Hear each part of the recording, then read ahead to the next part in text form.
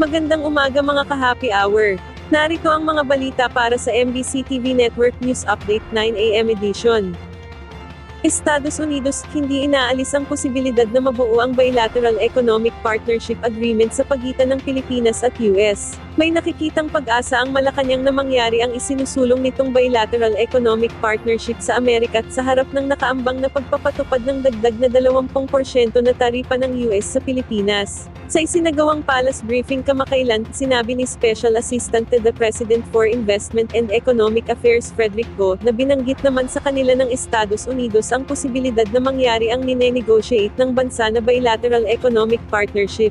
Paliwanag ni Go, nilalatag nila talaga ang Bilateral Economic Partnership o ang Free Trade Agreement sa halip na bawasan lang ang reciprocal tariffs na tila bukas naman ang Amerika ukol dito. Ihihirit din nila ani Go sa kanilang biyaheng Amerika, ang paghingi ng specific tariff concession gaya halimbawa sa exportation ng Pilipinas ng niyog. 0% ayon sa kalihim, ang target nilang i-negotiate sa gagawing bilateral negotiation kung saan ay binigyang diin ani Go nila ang importansya sa atin ng coconut industry.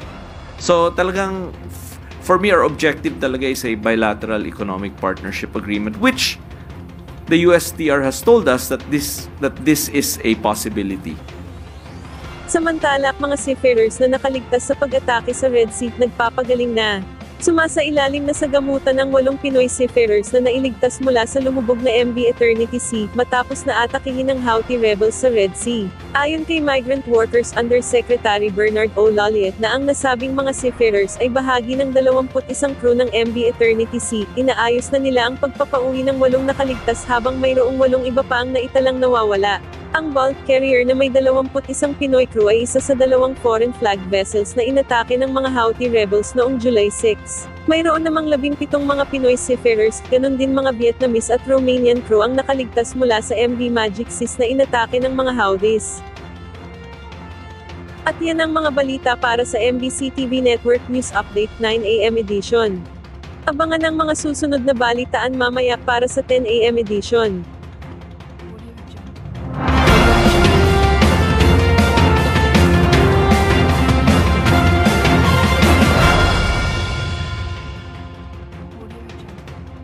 Mga ka-happy hour, kung gusto mong manood ang mga balita sa MBC TV Network News Update, mag-subscribe sa aming YouTube channel, i-like ang aming Facebook page, at i-follow sa aming TikTok account.